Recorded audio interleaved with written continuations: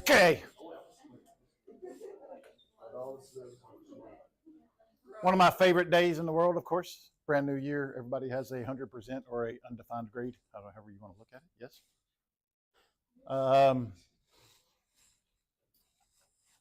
Previous years, everybody has said second semester is so much better than first semester. One is because it's so much repetitive over and over again. For instance, 8.1 is confidence intervals, the basics. So we're going to introduce you to confidence intervals, talk to you about what they are, what they're going to do, and that kind of stuff. Good? 8.2 is going to be confidence intervals with proportions or categorical data. And then 8.3 is also confidence intervals, proportions, categorical data. We're just continuing it on. That's chapter 8. Chapter 9, we're doing hypotheses testing. Again, a whole different concept, and then chapter 10 goes back to confidence intervals, but we're doing means. So it's really important that you understand the confidence intervals, because the difference between confidence intervals, categorical or proportions, is very negligible compared to means.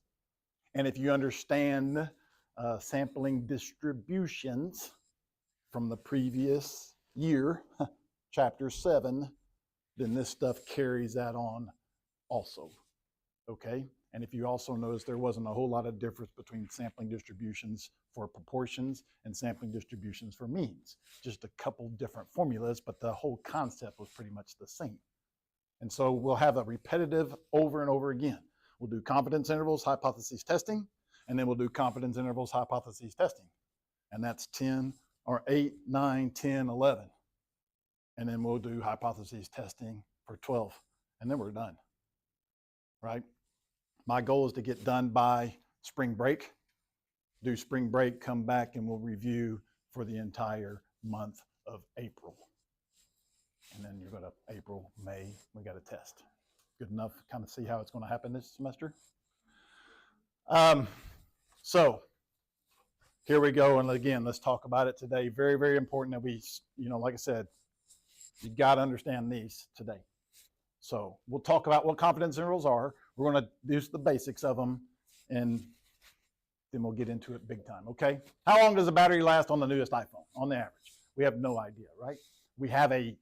We can get a sample and get this answer, this answer, this answer, and this answer. And at some point, we will get an X bar, right? We will get a sample of data. And if it's a large enough sample, we know what the sampling distribution will look like, as long as we get over 30 X bars or 30 averages. Not 30 X bars. And so we'll know what the sampling distribution looks like, because we'll get the mean of all those X bars. Now, the difference is we don't know that the mean of all the X bars will actually be equal to the population mean, because we don't know what the population mean is. We know that mu of X bars should be equal to mu, but because we don't know what this is, that's kind of what we're going to go with. Good enough? And so we have this, and we have one standard deviation, and we have one standard deviation, and we have two standard deviations and two standard deviations. And at some point, we're going to have this value and this value. And we really think that the population mean is in that interval. And so that's what a confidence interval is. It's giving me a range of plausible values that we think the population is in. Good enough? Again, that's just the concept of what a confidence interval is. What proportion of college undergraduates attended all their classes last week? What proportion? So we're going to get a p hat, and we'll get another p hat, and we'll get another p hat. We're only going to get one p hat, but from that one p hat, we're going to get a sampling distribution of what the population should look like. and we'll get an idea. We'll go 1 standard deviation, maybe 2 standard deviations, sometimes 1 standard deviation, sometimes 2. Sometimes we'll go 3 standard deviations. But of course, the more standard deviations we go, the wider the interval is going to be and the less confident we are. How much does the weight of a quarter-pound hamburger weigh after cooking? It wouldn't be practical to determine the lifetime of every single average iPhone battery. There's just no way to do that, first of all. Ask all undergraduates about their attendance or to weigh every single hamburger. Because again, that's just not plausible. It's not even really possible. We've talked about doing a census before and how reliable that is anyway. The next 2 chapters are going to introduce the 2 most common types of formal statistical inferences: confidence intervals and significance tests. Both types of inferences are based on sampling distributions. And so here we go with that. Our goal in many statistical settings is to use a sample to estimate a parameter. Remember what a sample is. That is a statistic from a sample. Okay, use a sample statistic, to estimate a population parameter. So we're going to get some kind of an X bar or a P hat, and we're going to estimate what the population values are. That's what we have to. That's what statistics is all about. Using a sample to estimate what the population is, and that way, because now we hardly ever really know what these values are. We just have to use this to estimate what it's going to be. Okay? We have learned that if we randomly select a sample, we should be able to generalize our results to the population of interest. And of course, that's a big deal that we talked about. That was the very first thing we talked about all year, is how do we take good samples? Because we need to know how to take good samples in order to estimate to the population. If it's a bad sample, it's going to be biased. And what does bias mean? It differs from the truth because it over or underestimates the truth. So we don't want bias, we want good samples. We also learned that different samples yield different results. Well, that made common sense too. Very seldom is this sample answer going to be the exact same as this sample's answer. They should be close, and if they're close, then we really think they are unbiased, but we're only going to get one of these samples. And we're going to use one of those samples to estimate to the population. And the more samples I get, yes, the better off I'm going to be, but why not just take a larger sample rather than 2 different samples?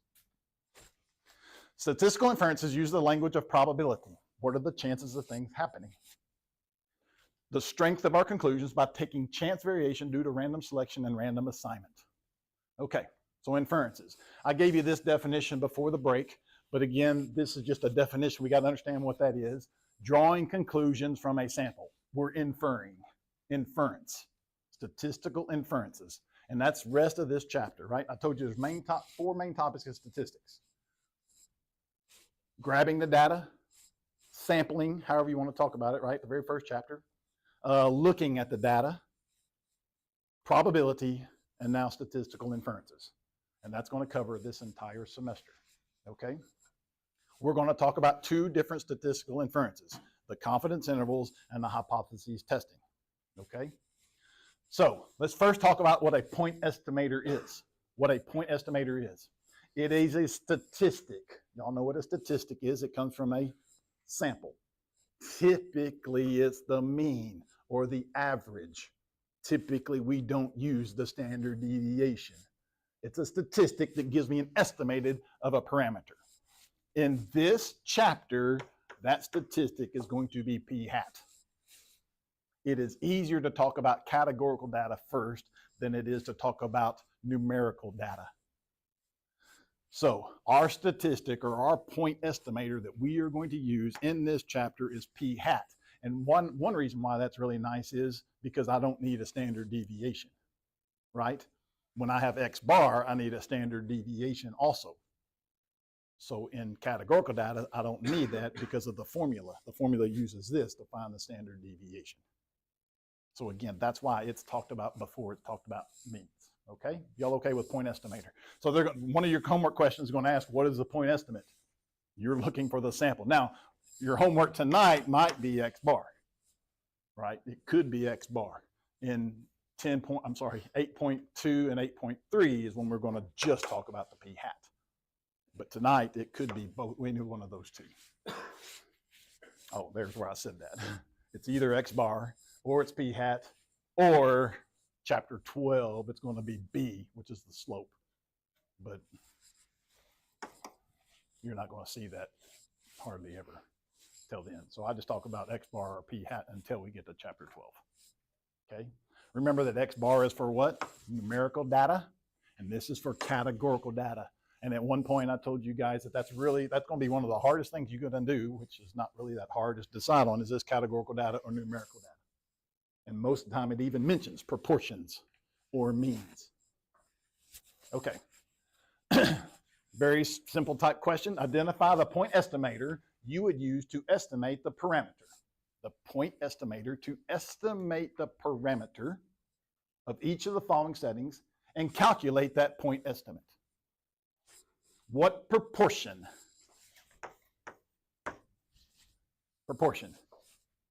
of Cheez-Its are not a complete square? Some of them are cracked, some of them are smushed.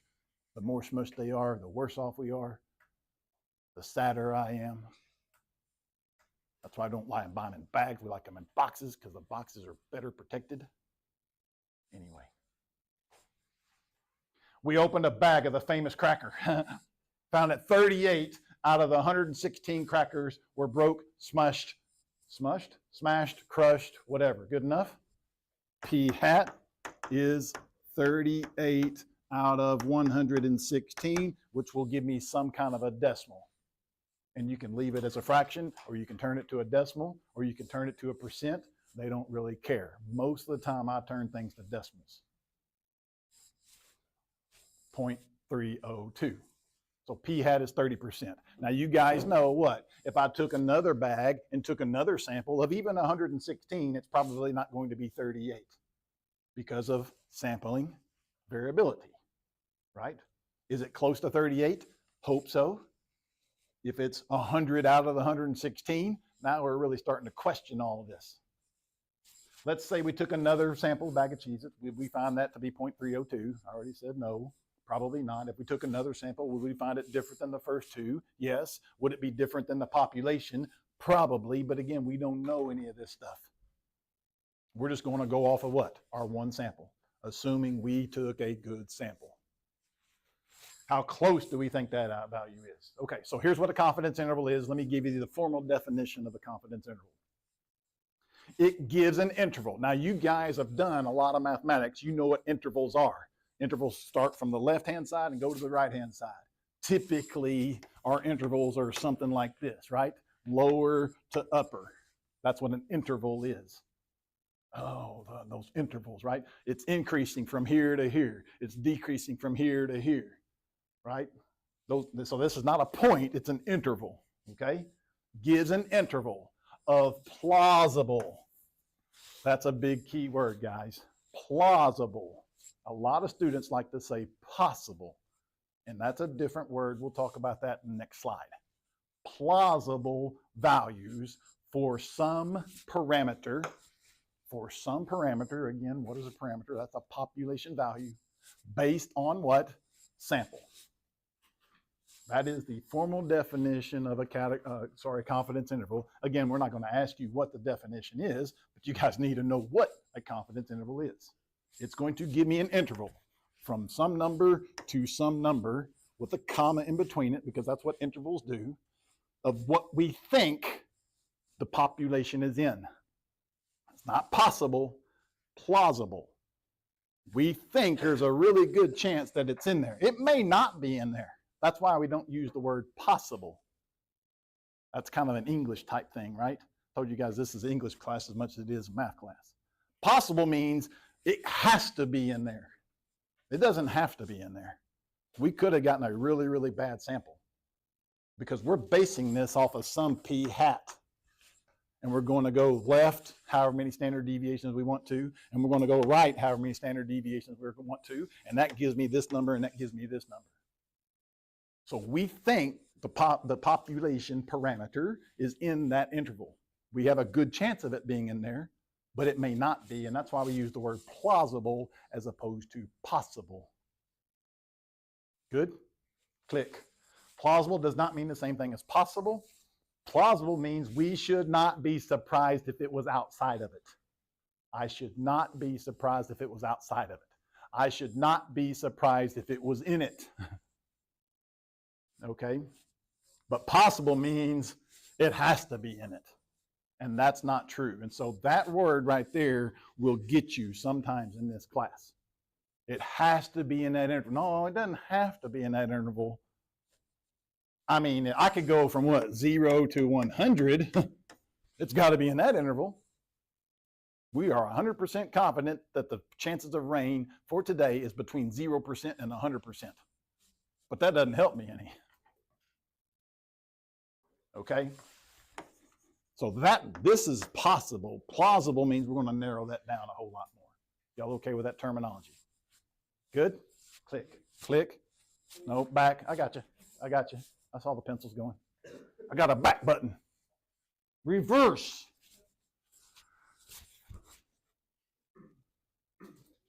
Man, I'm glad to be back here. My wife is getting on my nerves. Crap, that went on the internet. I'll deny every bit of that.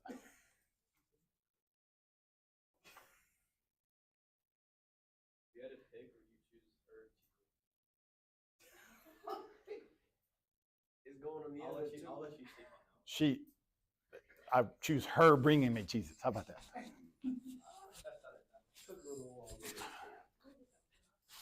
That wasn't an option? See, all the above. Okay. Y'all okay with that terminology? Again, there's very few times they're going to talk about that stuff. It's where you guys might mess up. Possible, plausible.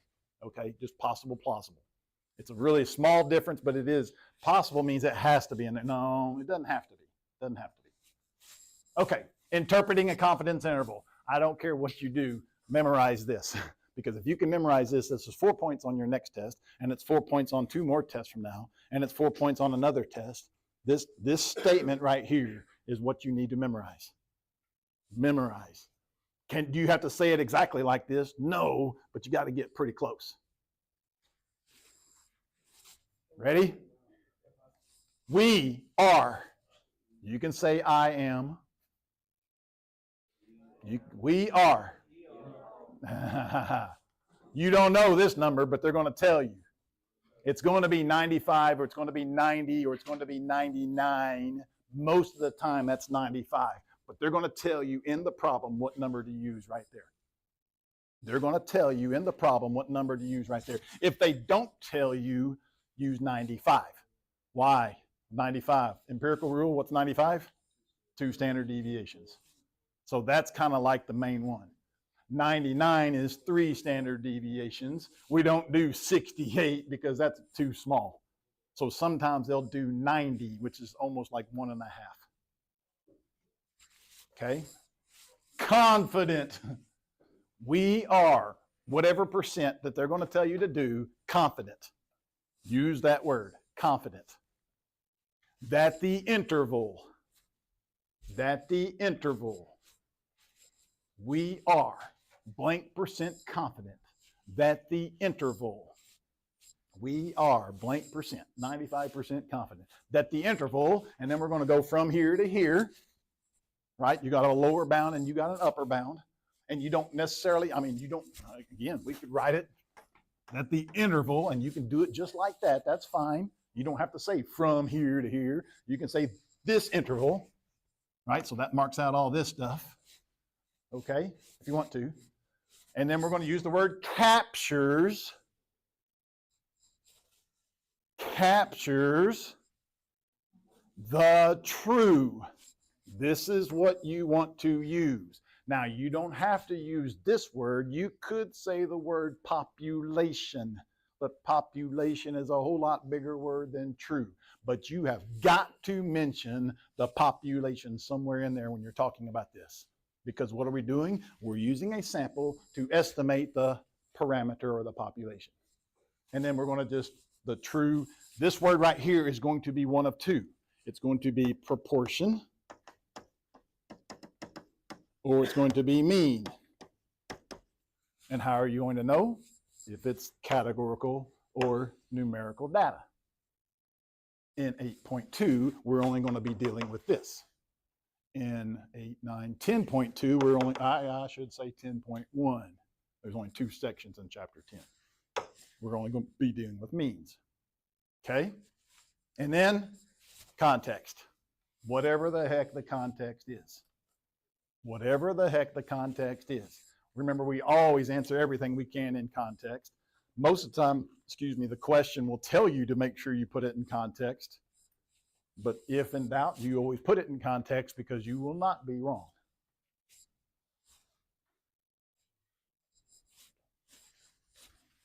Four points. Confident, the percent, population, context. I am 95% confident that the true proportion of broken Cheez-It lies in the interval from here to here. I said it a little bit different, but it's okay.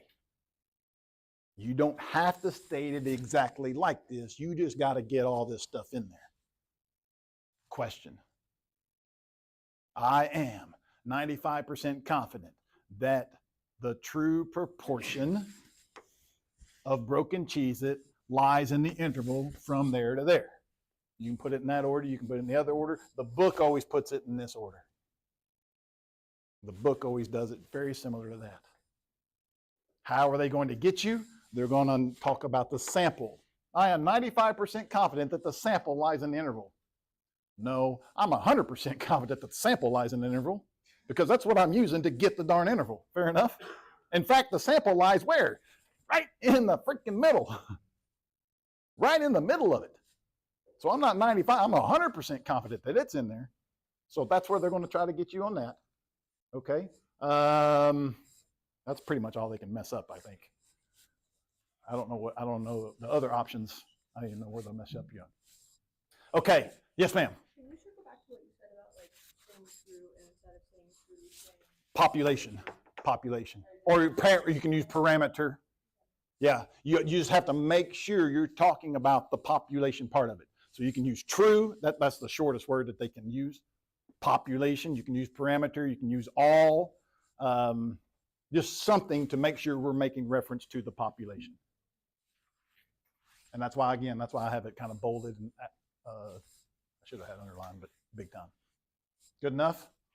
Okay, now, this is the biggest uh-oh from students. This is the biggest uh-oh from students, okay?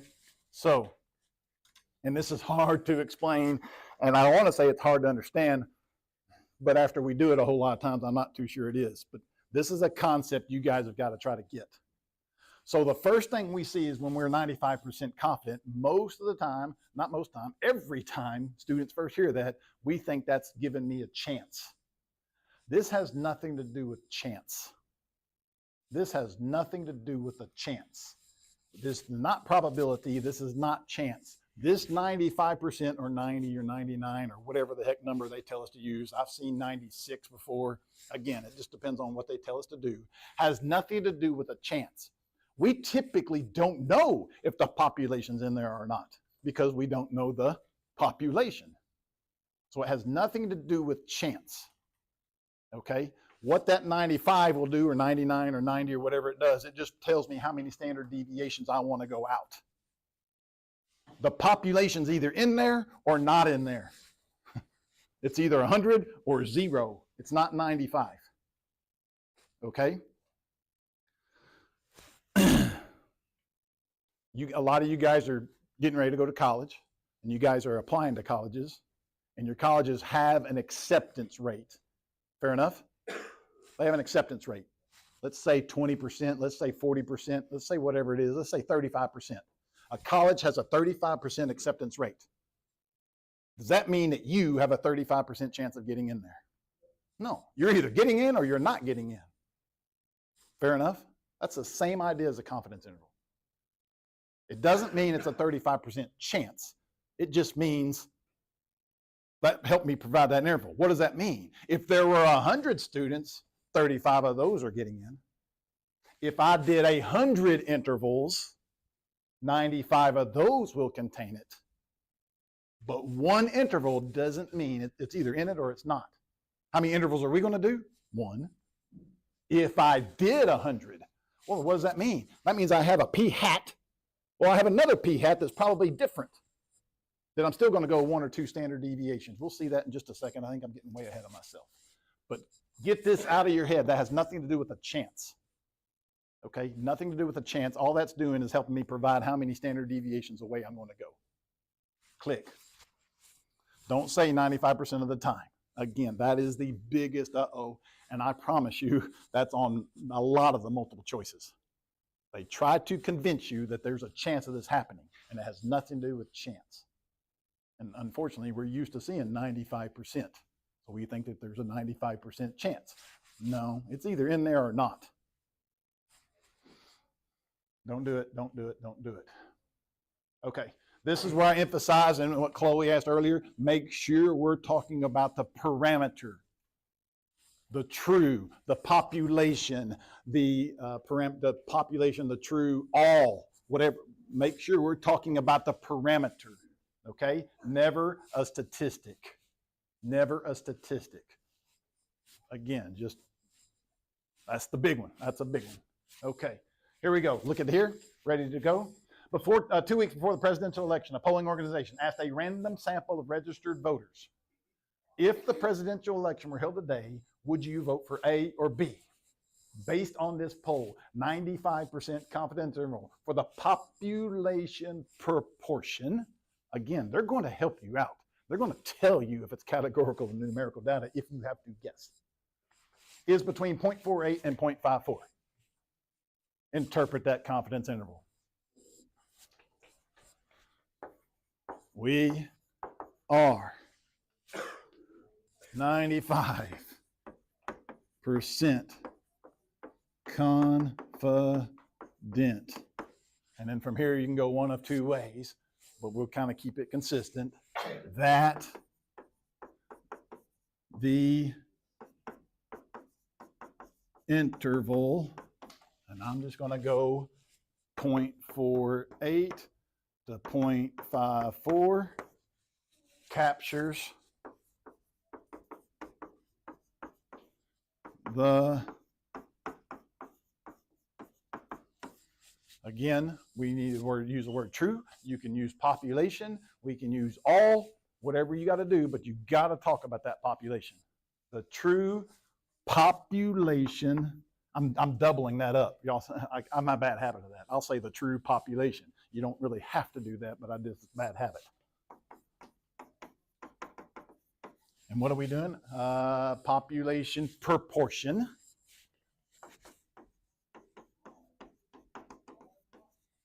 Of people who vote for candidate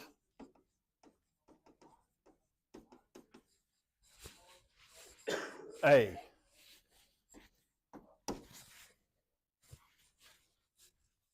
I don't know how else to tell you this. If you miss this on the test, guys, this is not me. This is you. This is not me. It's you. Because I'm telling you, this is going to be a question on the test. At least for the next 4 or 5 tests. Good enough of that? Now, what we're going to do for the next couple of lessons, show you how to get this. Show you how to get this. Click. We are 95% confident captures the true proportion of all voters. Look, the true proportion of all. They mentioned it twice. The true proportion of all registered voters who collect candidate figure A. Yada, da, da, da, da. What is the point estimate used to create this interval? We said 5-1. How the heck do we get that? Right in the middle, right? It has to be right in the middle. Is it okay to have that answer naked? Probably. You probably do not want just 0.51, though. You probably do want p hat. Again, these are things that help make it stronger. If you're worried about getting that wrong, you might do 0.48 plus 0.54 and divide that by 2. If you want to show something, again, I've kind of grained it in your heads to never have a naked answer. That one's actually okay because it doesn't take a whole lot to figure that out. Go ahead. You always have a calculator. You always have a calculator. You always have a calculator. And if you don't have a calculator, you can say the number that's right in the middle of that interval, and they'll probably give you points for that. I won't. AP might. What is the margin of error? This is a little bit new. I would expect you guys to have a little trouble with this, but that margin of error is that wiggle room we have. So if we know 0.5 what? 1 is right in the middle, then it's 0.03 to the right and 0.03 to the left, and so that's the margin of error. And I'm okay, and everybody else is okay with you abbreviating margin of error as MO. Y'all okay with that? So that margin of error is that wiggle room that we are using. It's that wiggle room that we're using. Again, we're going to calculate that Thursday or Tuesday, or I forget which day, but that's stuff we're going to calculate. That's telling me how many standard deviations we're going. Here's the point estimate. There's that 0.51. There's a little bit of work. I would have liked for them to say p hat equals. You can also find the margin of error by finding half the width of the interval, whatever. Yeah, I'm doing all that stuff for. Okay, now, this is something else. Do you understand or not? And you may or may not right now, but after we go over this, hopefully you do. Based on this poll, a political reporter claims that the majority of registered voters favor candidate A. Use that confidence interval to evaluate that claim. Do we think that candidate A is going to win is what they're going to ask.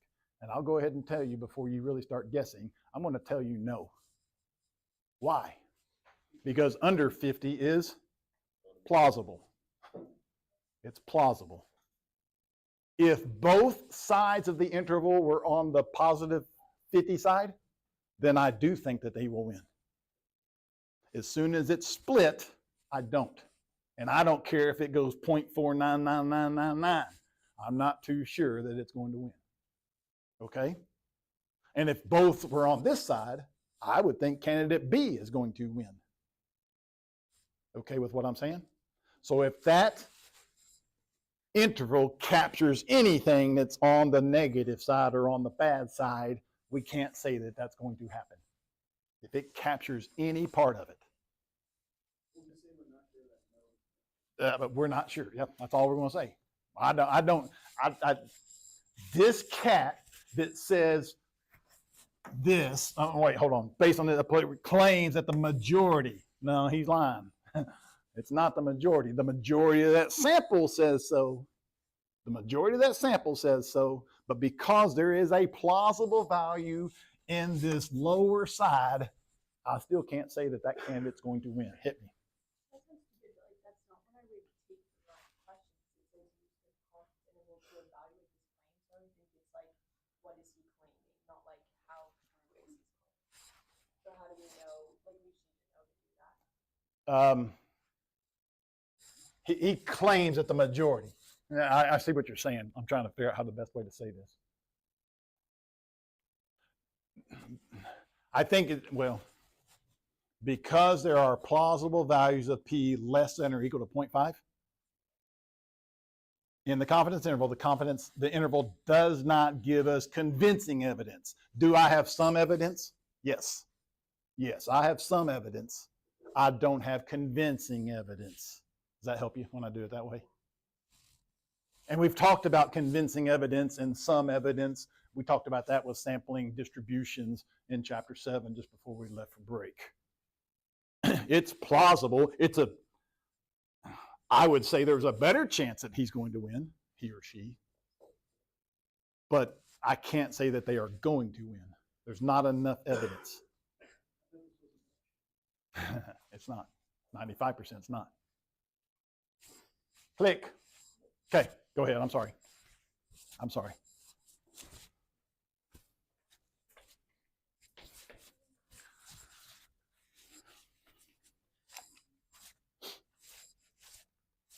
Breakfast?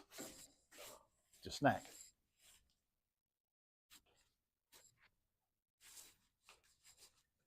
Snack, breakfast. 2 and 1. Yes, ma'am. I'm changing. I'm doing something different. At 0.5, I think you're okay. Yeah. Yep. They're basically, it wouldn't do that. Fair enough. It either will or it won't. They're testing, do you understand what it's doing? So it kind of goes back to what I've mentioned several times, just don't lie. And if it captured it and you can say, whoo, it's really, really close. I'm still not too sure because of that, or there's a pretty good, but good. Great question. Everybody done with their pencils? It's okay. No pressure. The whole class is waiting on you. We got plenty of time. Oh. Using the margin of error and the percentage that you're given, can you find the standard deviation? Is that one that applies it? We can. Yep. No, we can. We can find it for the sampling distribution. We can find it for the sampling distribution. In fact, that would be something we have to work backwards from. Are you good? Everybody else good? Told you we were just waiting on you. Okay. You see that word there, yes? That's different than that word, yes? So the interval is the interval. You're interpreting the interval. We're 95% confident that from here to here captures the true proportion. That's the interval. This is the level. Okay, this is the level. That level is going to be that 95 or that 90 or that 99 or that 96 or whatever they're going to tell us. That's the level. Okay? So here's how you're going to interpret this. Again, this will be a question on the test. Okay. I say this different every single time. You guys will probably say it different than me. You will probably say it different than the book. I'm just trying to give you a template. But basically, if we were to select many random samples, if we were to have many confidence intervals, if we were to do this over and over and over again, y'all okay with all of what I'm saying right here? Okay, so just if I were to do this same process over and over again from that population, okay, from that population, and construct whatever percent interval. So, again, how you want to say this, it doesn't have to be exactly like this. If I were to do this many, many times, and I constructed 100 confidence intervals, I had 100 samples. I did this over and over and over, again. Okay, again, picture this, right? You have a whole bunch of these intervals. They're all going to have different p-hats. They're all going to have different margins of errors, but they're going to be close. But if I did that over and over and over again, using each sample, I don't know if I like that part of it or not. In the long run, I know. There's ways to say this shorter than this, but I'm just trying to get this concept into you. 95% of the intervals. That's the big key right there. Whatever percent we're doing, guys, of the intervals, plural. That's what I better see. If I see that in your explanation with a whole bunch of other crap, it's probably right. So picture yourself, you're looking at a whole bunch of intervals. 95% of those intervals will capture the true parameter. 95% of those intervals. It goes back to that college thing. You yourself don't have a 95% chance of getting in. But if there's 100 of you cats, 95 of those cats are getting in. So if you have 100, you have a many That's what I've done before too. If I did this 100 times, about 95% or in the long run, 95% of those intervals. That's the key phrase right there. Is every single one of you going to say it like this? No. I don't say it like this. But I talk about doing this over and over again, and I constructed many intervals. Of those intervals, 95%, 90%, 96%, whatever percent that they told us to do, whatever that level is, will contain that true population parameter. Y'all okay with interpreting the level? That's what we're going to spend April doing, is making sure we understand all these interpretations.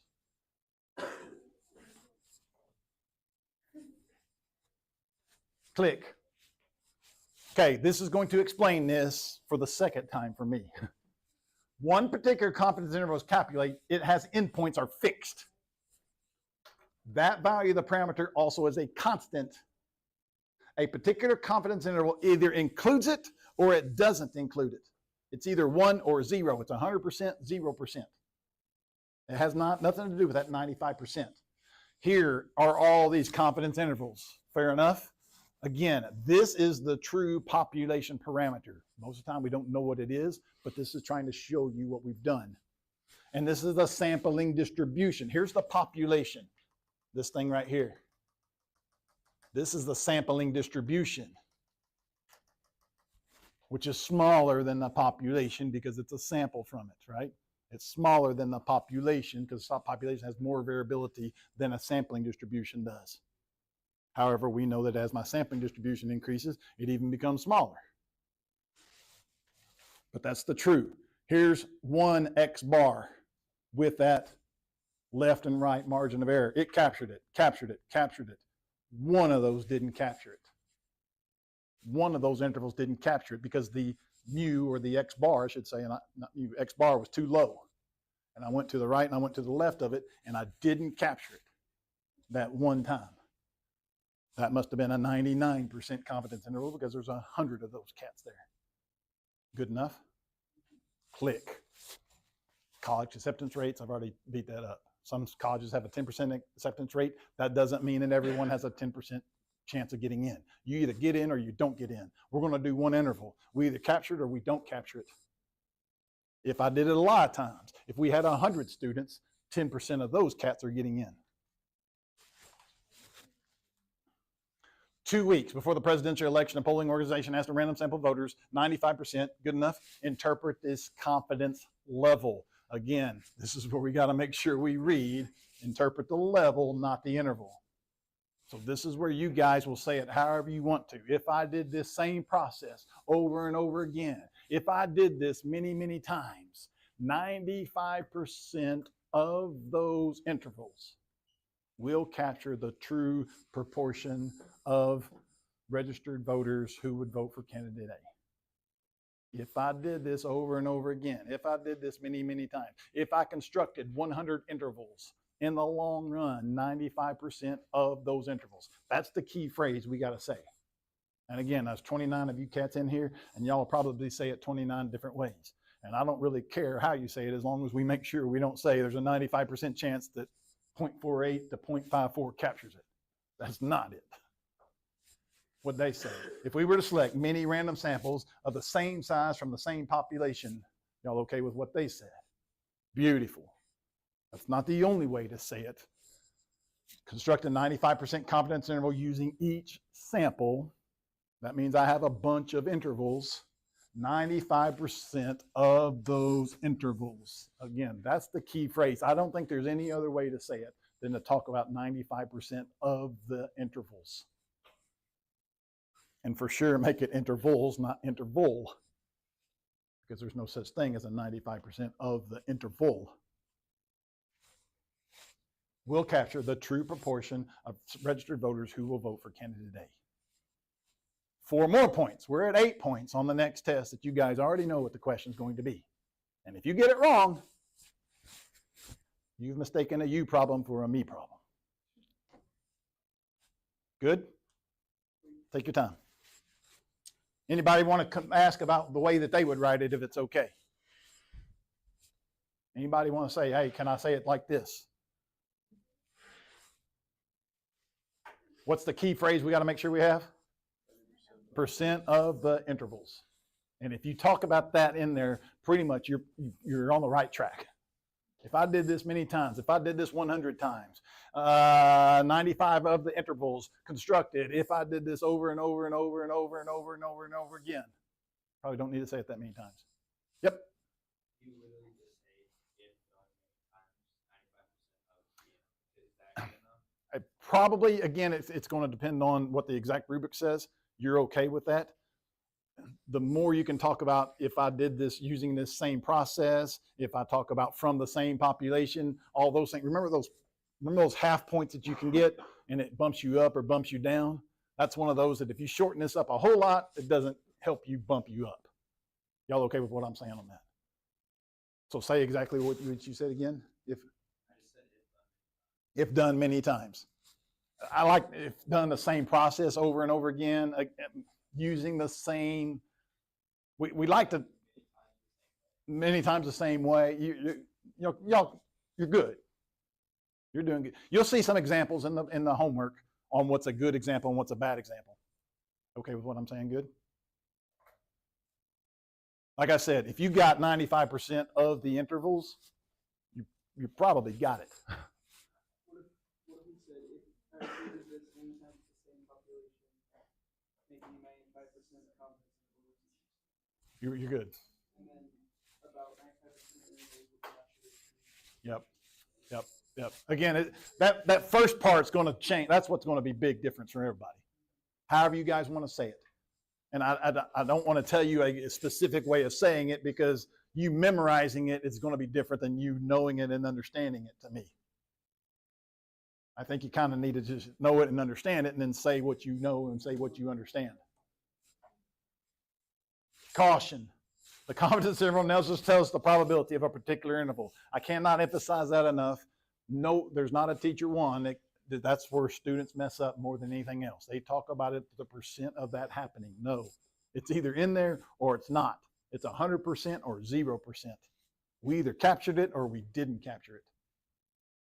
If I did it over and over and over again, 95% of those will capture it. Okay. I think you guys know this answer already, but let's go ahead and talk about it again. This is a big concept. We got to make sure we understand it, and it's going to make Thursday a whole lot easier if you can understand this concept. In general, we prefer a what? Small margin of error. Because the smaller margin of error, the more precise we are. I don't like using that word accurate, but the better idea we have, right? Again, I could go from 0 to 100. Well, that doesn't help me any. There's a 10 to 90% chance it's going to rain. I don't know if I need an umbrella or not. There's a 90 to 95% chance it's going to rain. Oh, I need an umbrella. Okay? So, in general, we prefer a small margin of error. The margin of error gets smaller when you know one of them already. Because what do you know about sampling distributions? If you increase the sample size, that will decrease my sampling distribution or decrease my variability. And if it decreases my variability, it has to decrease the margin of error. I don't know if I put that as first thing or not. No, I didn't. That's the second thing I put. I need to switch that. But that's something you already know. So then here's the next question I'm going to ask you. Okay? This is safer. I got an eraser. Don't do it. But I'm going to ask you with that eraser,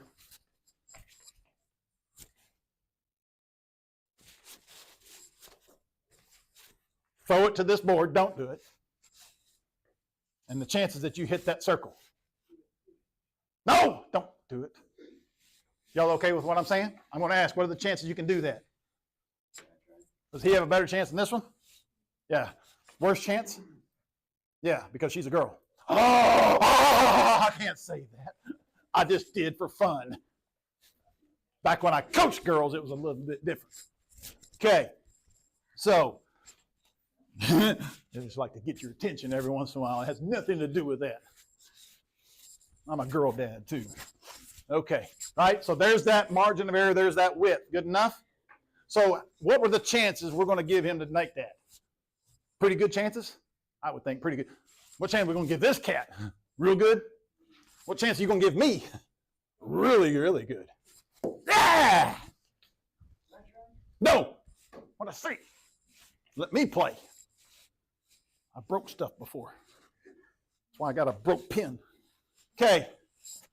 I can't change colors because I've lost my subscription. Maybe I didn't. I didn't. Better chance, worse chance. Worse chance. Worse chance. And what happened to my interval? Got smaller. Even worse, right?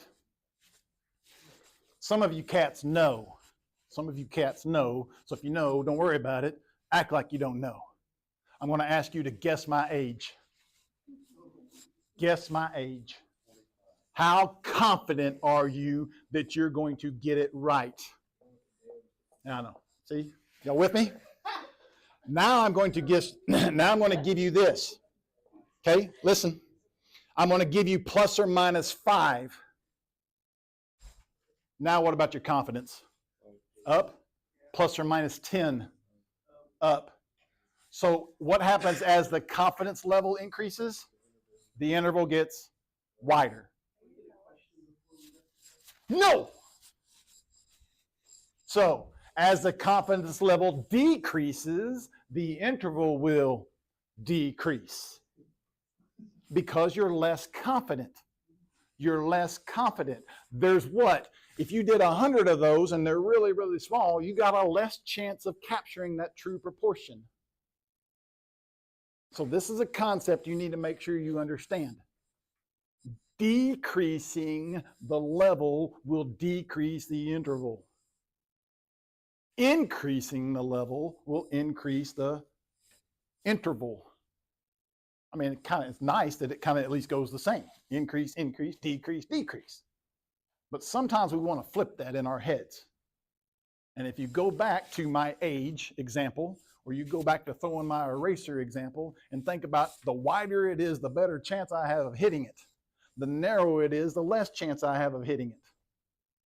So the confidence level will determine that interval. What did we talk about? 1 standard deviation, 2 standard deviations, 3 standard deviations. 68, 95, 99. Good enough? And then the other one is, this are all my examples. Here's an 80% confidence interval. Here's a 95% confidence interval. Notice that what? Right in the middle is the same value because that's the value you're going from. That margin of error is going to the left and going to the right. I think I did that backwards for you guys. Going to the right, going to the left. Okay? And then the sample size.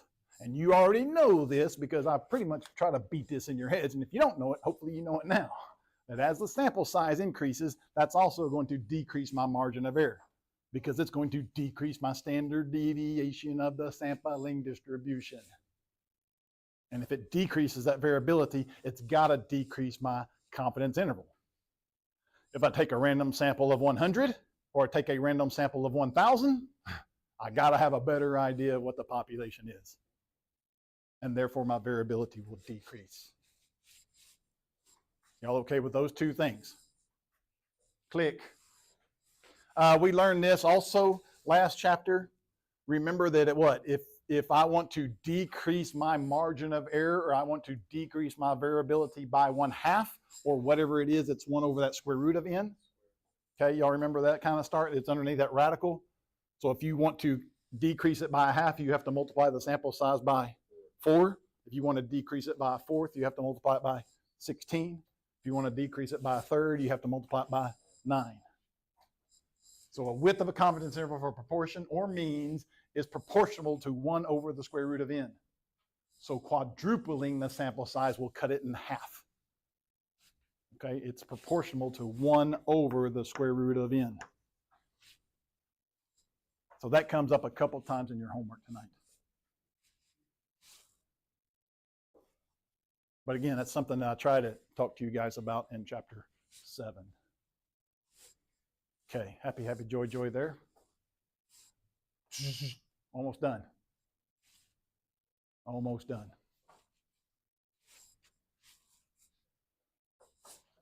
A project reports bias. Ella surveyed a project about response bias.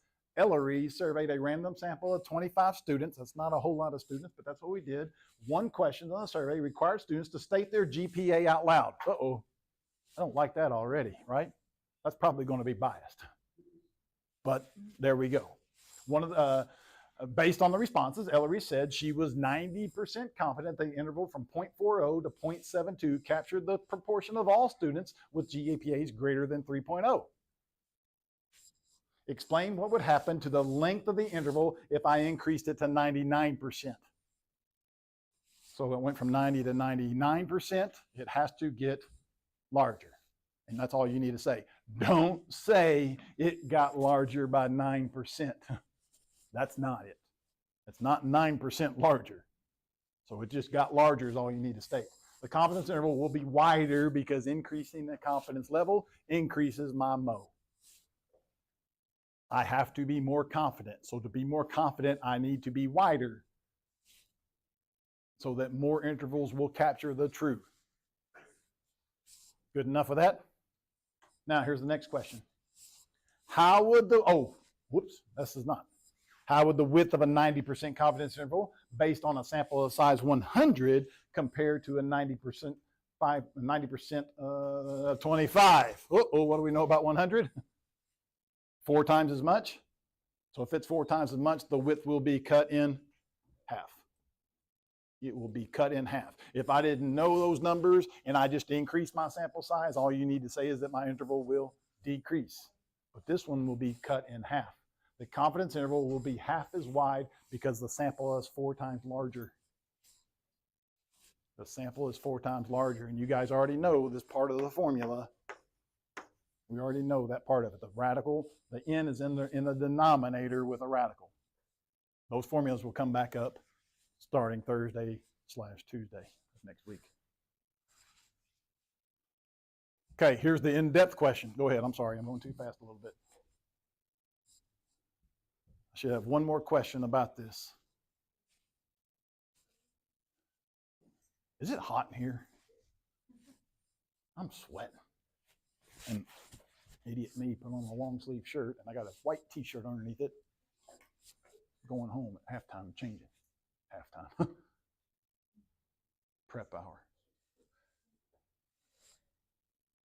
I knew better. We can almost see outside.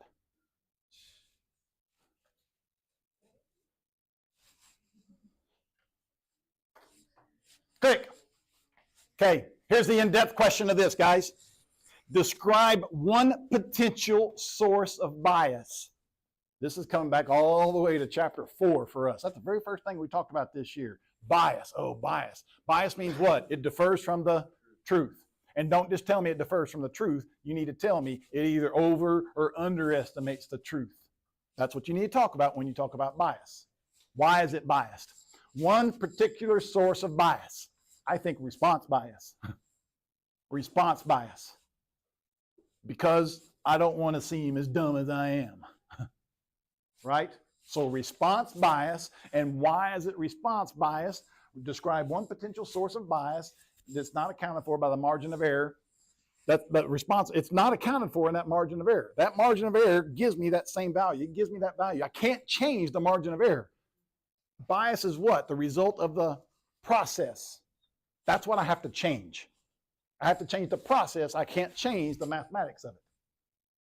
I can't change anything about it. And that's what we talked about a little bit in chapter 7 with the sampling distributions. If it's biased, I can't increase the sample size. It's still biased. Increasing the sample size does not reduce bias. It's the process we did. It's the question. It's the process that we did that I need to fix. Okay? The margin of error doesn't account for the fact that many students might be lying about their GPAs. The proportion of students, which is greater, might even be less than 0.40. 0.40 is my point estimate. It's probably not 0.40. It's probably less than that. Again, Just take that into words. You'll see some stuff like that on your homework. Somebody had a hand up. Yes, no? Click. I hope that you can identify the appropriate point estimator and calculate a point estimate. That's my sample. That's my p hat. That's my x bar. Interpret a confidence interval. Determine the point estimate and the margin of error from the confidence interval. Use a confidence interval to make a decision about a parameter. Did you capture it or did you not? Describe how the sample size and the confidence level affect those margin of errors, and explain how particular or practical issues like non-response, under coverage, or response bias, how those can affect the interpretation of confidence intervals. It may or may not be the truth because of bias. We either over or underestimated that value. Yippee, yippee, yo. Okay. I don't think it's assigned yet. I was working on it and then I forgot ADD kicked in.